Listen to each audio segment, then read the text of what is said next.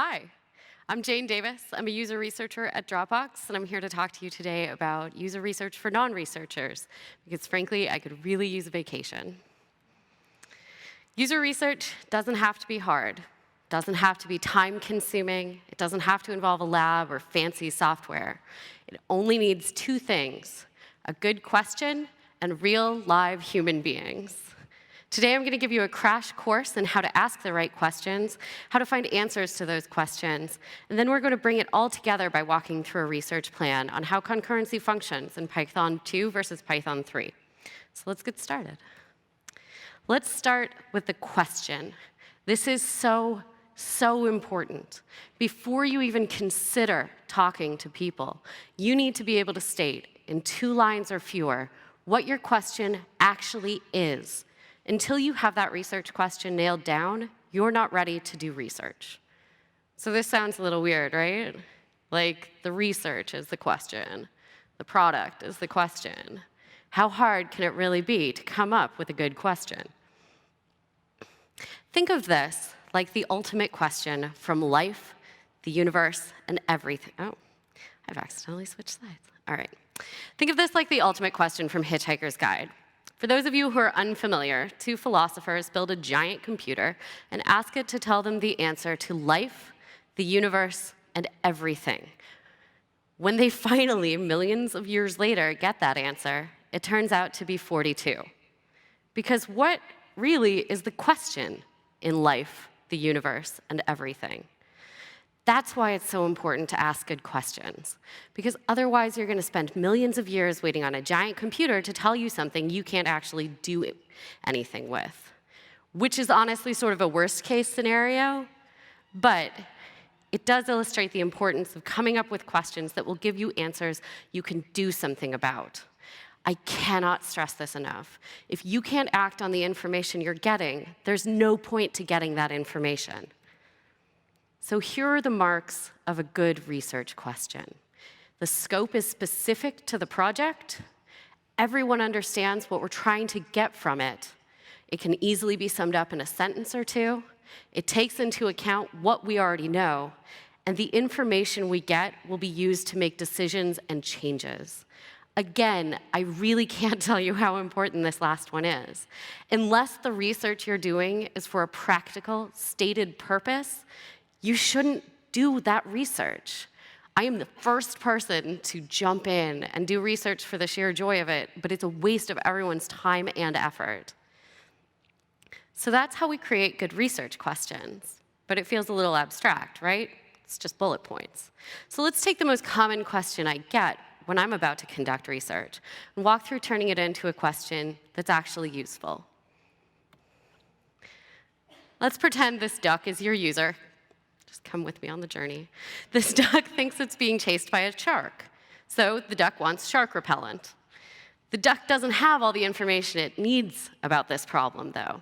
So the duck wants a solution to a problem it doesn't have, and doesn't realize it actually has a very different problem, which is that Roombas crave duck blood. This is why we don't ask users what they want. What we do want to know is what people do, what they're trying to do, and what's stopping them from doing that. These are their behaviors, goals, and pain points.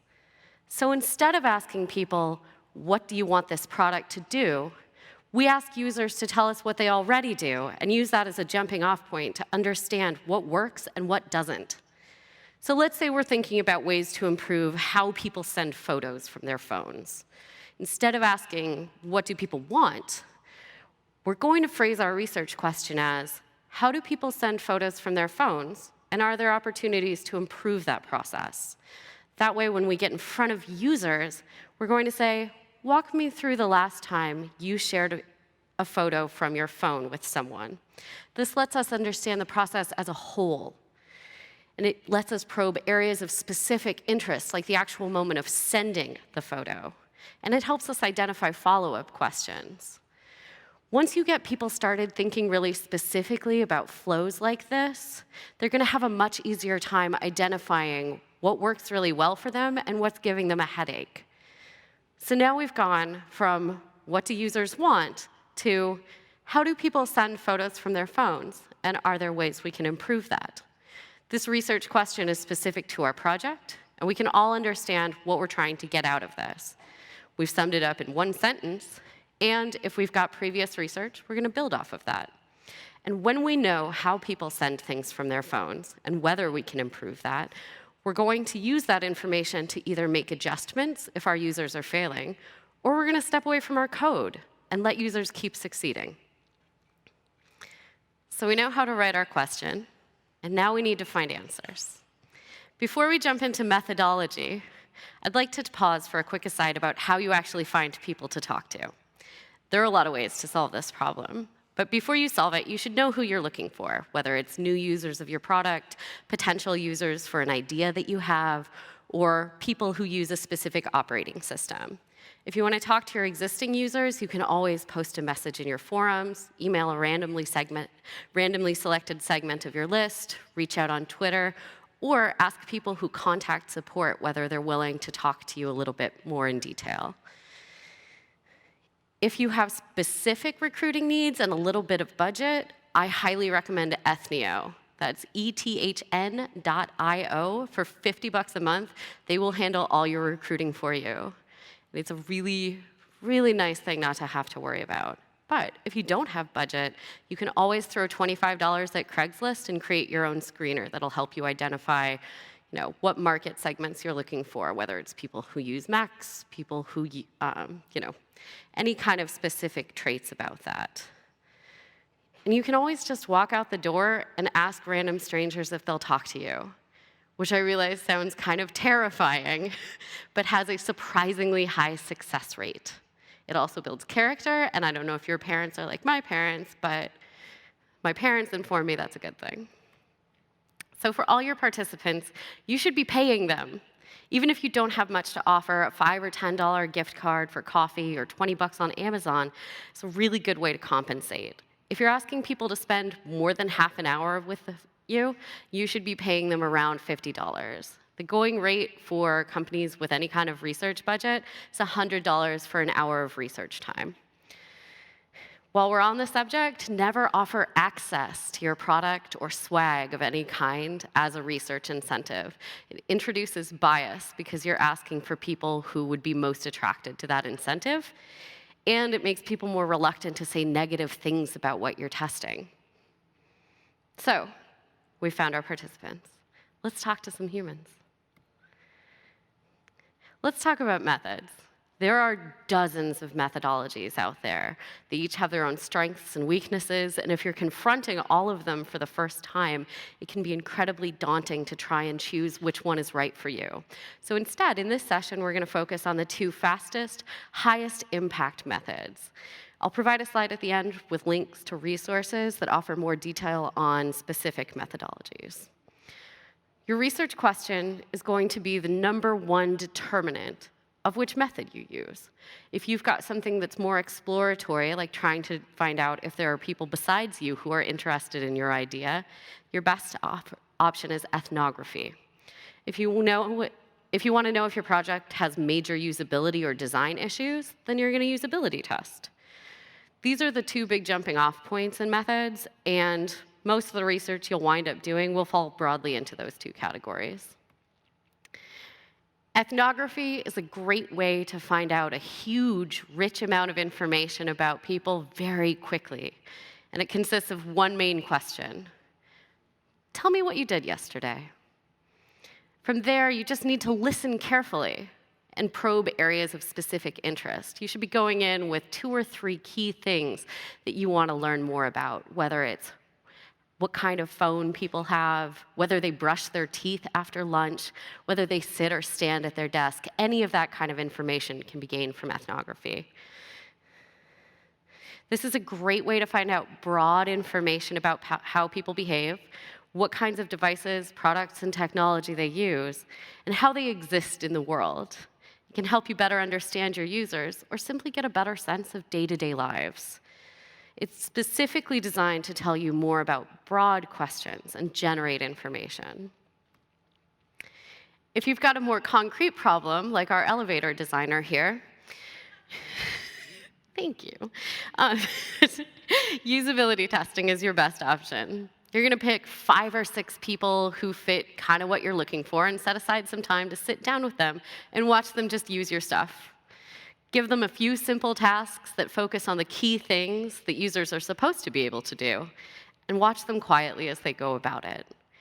This is often a lot more difficult than I'm making it sound in that sentence, because users are going to try and ask you questions, and they are going to struggle, and they are going to get stuck. And if this is something that you built or you designed, you are going to have to sit there and watch people fail with it, and it will break your heart. But you're still going to have to sit there, because that's the only way you're going to actually find out what's not working and what is.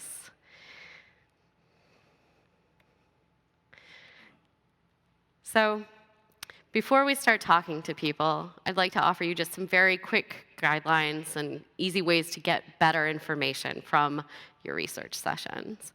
I've included a link to a great, much more in-depth article on this on my resources slide, so I won't go into too much detail, but these are the most high-impact things you can do to do better research. Focus on your participant. Beyond basics like don't check your phone during a research session, this also means that you shouldn't be taking notes unless you absolutely can't avoid it. Try and get someone else to sit in on the session, record it so you can go back and look at it again later and take your notes then. And if you absolutely can't avoid taking notes during the session, take them by hand, which is awful, and I'm sorry. But if you put a computer between you and your participant, you create a barrier. It inhibits conversation, and the more you inhibit that conversation, the less you're going to get out of that research session. Try and power through the hand cramps. I know you can do this. Be friendly, but not leading. Pretend this goat is your research participant. Don't be this monkey. Be cool. Don't lead people into telling you what you want to hear. Let them lead you. You should do everything you can to put your users at ease. But if you help them by guiding them through the tasks they're doing or asking leading questions like, do you think this is better than that other product? You're just not going to find out anything useful. Start your sessions by reminding your participants that you're there to test the product, not them. Always refer to it as a session, never a test. You really want to reinforce this idea that this person is doing you a favor and you're not testing them. Maintain a neutral, slightly positive affect. This one is actually a lot harder than you might think. And you can test that for yourself by going home and practicing keeping a slight smile on your face. And then practice keeping a slight smile on your face for an hour at a time while people fail at your product. You're going to do so well. Talk less. I don't know if this comes across. I'm a very talkative person. It's weird that I'm in this field. But here we are. So as a general rule, you should be doing less than 20% of the talking. The main things that you should be saying during a research session are looking very interested and saying, talk to me about what you're seeing here, or tell me a little bit more about that. Talking about yourself can be a great way to build rapport during social settings, but in these cases, we want it to be all about our participants. So, let's say we've conducted our research. Now what do we do? One of the biggest obstacles I run into as a professional researcher is communicating my findings to other people in a way that's actually quick, easy to understand, and easy to act on. Before you do anything at all, go through your notes and separate your observations from your conclusions or your design ideas. This is a pitfall that everybody falls into at some point when they're doing research. You see them struggle with something and you think, I know how to fix this. Stop. Breathe. Write it on a Post-it. Throw your design ideas, your conclusions, anything that's actually synthesizing what you're seeing, and set them aside from your observations. Notes from research sessions should only be observations.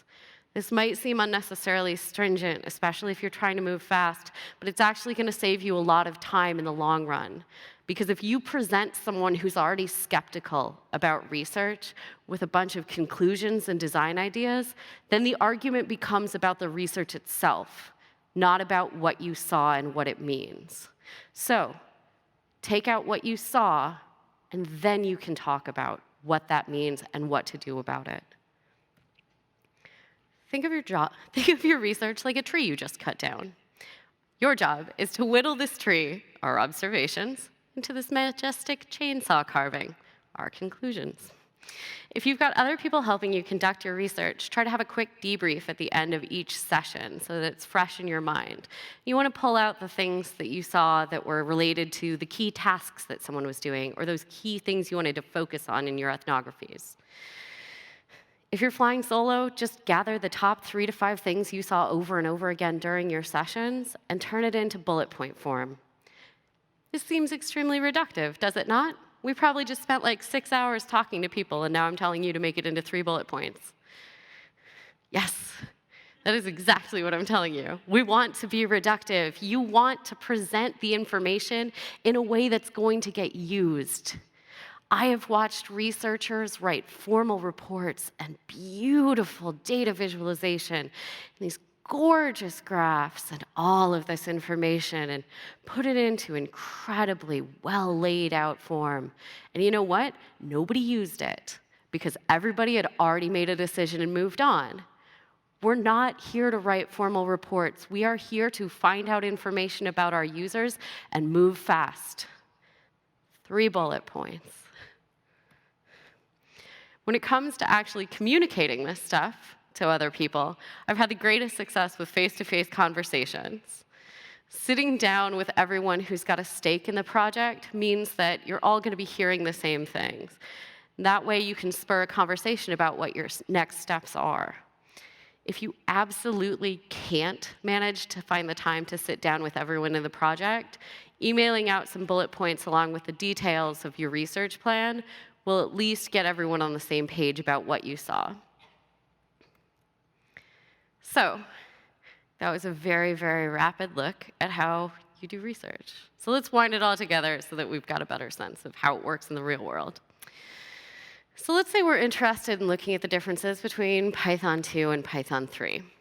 That's a really broad problem. So first, we're going to narrow our scope and say we want to look at concurrency specifically. The first thing we need is a research question. It's not enough to say we're looking at concurrency in Python 2 versus Python 3. That doesn't give any indication of what we want our outcome to be or what kind of information we're trying to get from this research. So let's narrow it down.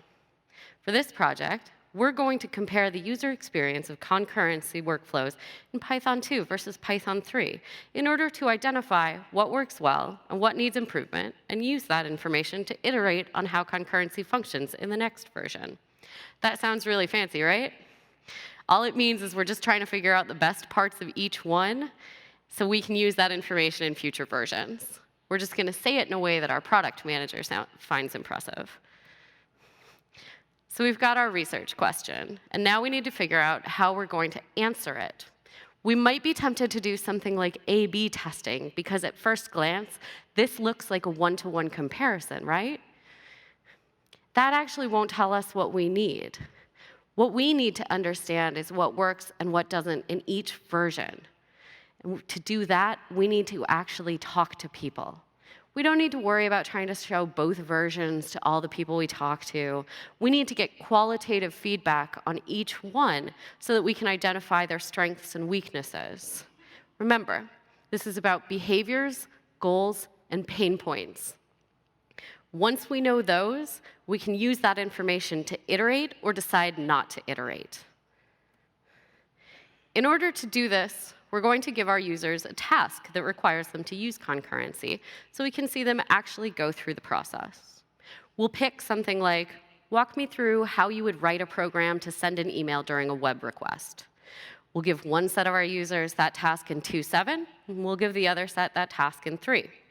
As each user goes through the task, we'll be asking them to think out loud and walk us through what they're doing and why they're doing it. This can be as simple as setting the stage with, I'd like you to write a program to send an email during a web request, and as you do it, talk to me about what you're doing. Gently remind them as we go through that we'd like them to think out loud.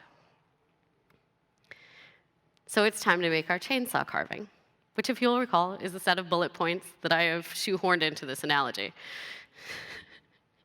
Now is when you get together with everyone else who was observing the sessions and actually start identifying the things that are coming up over and over again. You'll probably have 4 or 5 things that you heard or saw from most, if not all, of your participants. And it really is about the things you see over and over again, not just one person who did one interesting thing. You're looking for patterns and trends as you go through your research. So for synthesizing, we're going to pull out those patterns and those trends that we've seen after we go through our notes for each session. We'll identify them, and then we'll start putting them into our lists. This is when you're thinking for the things that worked well, the things that could be improved, and areas where people had problems or just completely failed.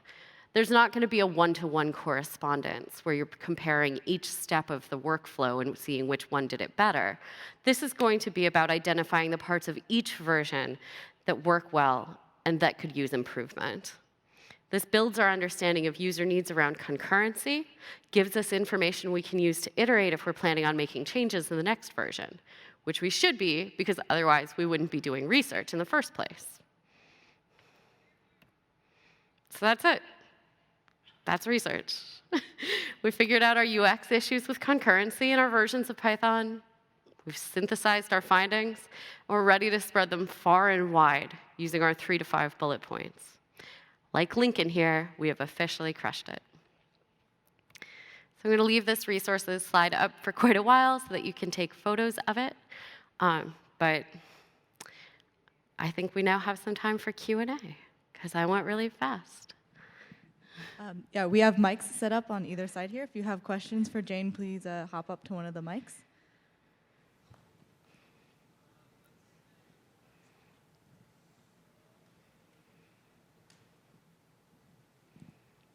No one's going to do the traditional, why can you only have 5 or 6 users? That's my favorite one. Yeah. For recording the user session, what have you found to be kind of least intimidating for the... So when I'm doing a usability interview, I will usually just have them using my computer, and I'll record in QuickTime. So I'll just hide the movie that's recording. I also record screen capture at the same time so that I can see what they were doing and kind of seam them together if necessary to create a video for that. If I'm doing an ethnography, I'll just bring a little dictaphone and oftentimes an actual handheld video camera. Just remind people ahead of time, I'll be recording this, it's for internal use only, it's so I can go back and take notes later because I want to focus on what you're telling me now.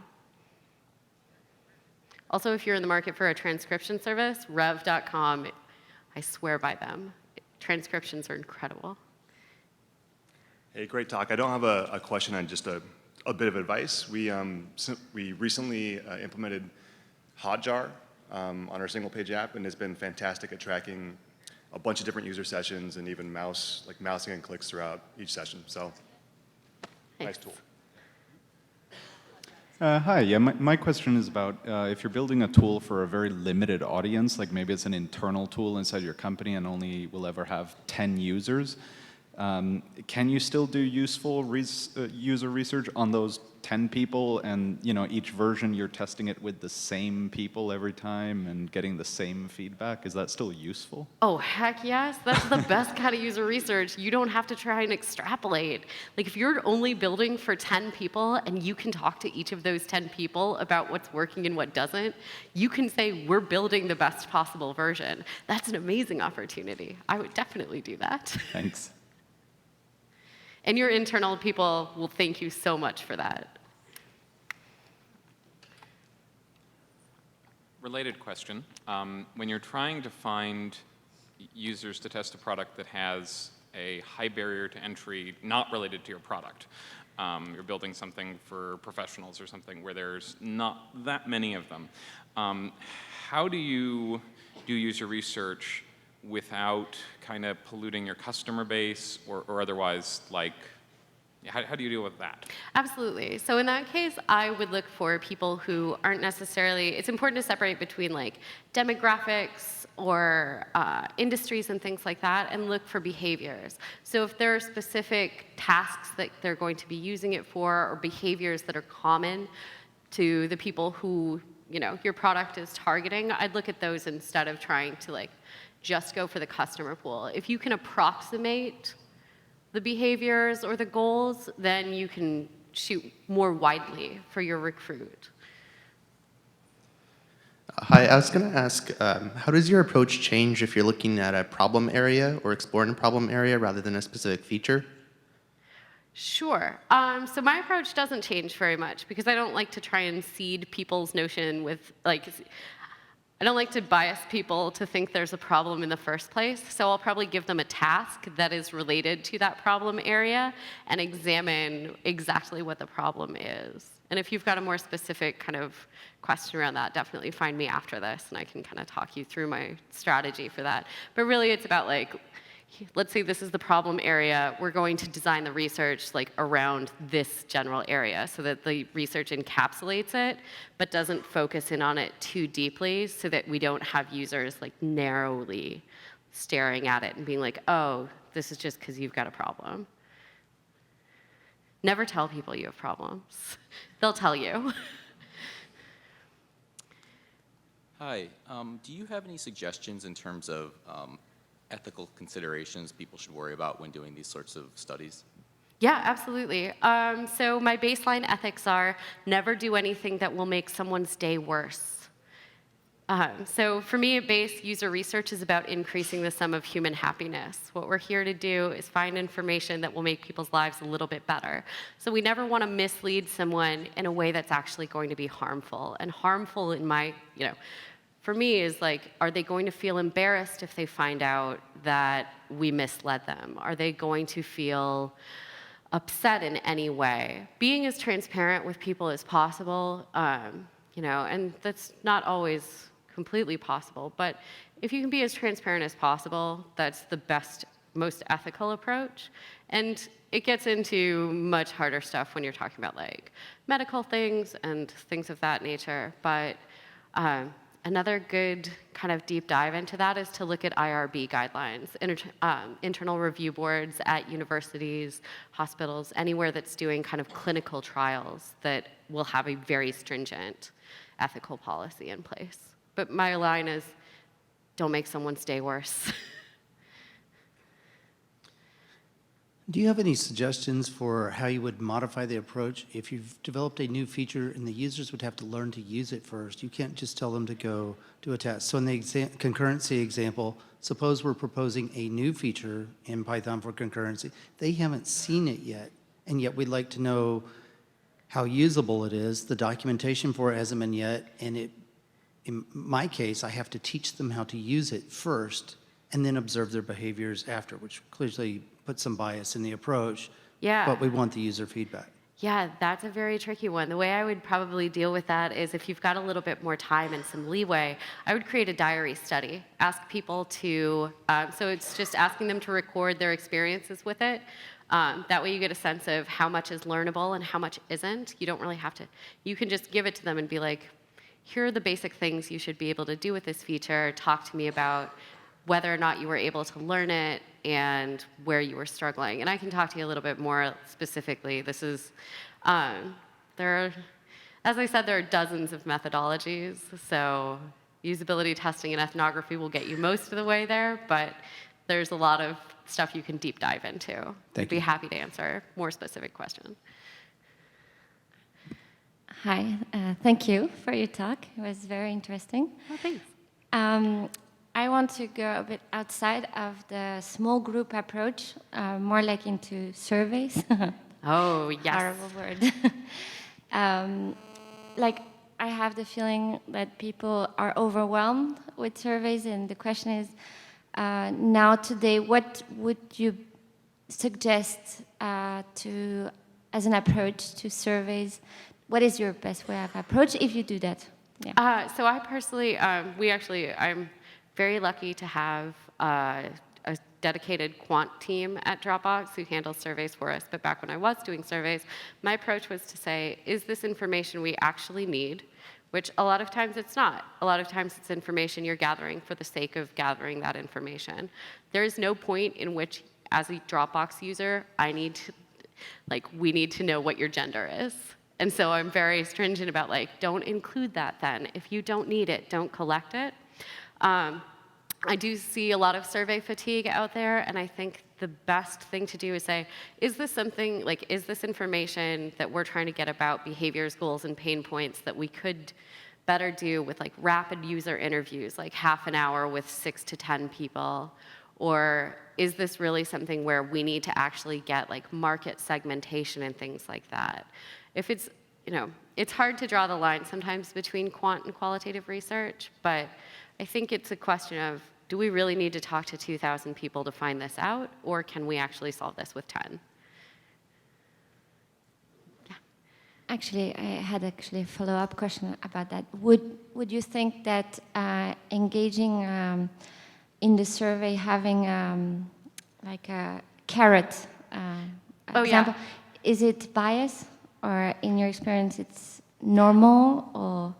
I usually do a lottery, so I'll say, because I do like to compensate people for their time. People's time is valuable. We should be mindful of the time we are asking from them. But I usually say, because you can't afford to give everyone an incentive, I'll say enter a raffle to win a $100 Amazon gift card, and then I'll just run a random number generator to pick it off my spreadsheet, basically. But yeah, it's definitely ethical to offer incentives for surveys. Thanks everyone for the great questions. Big round of applause for Jane.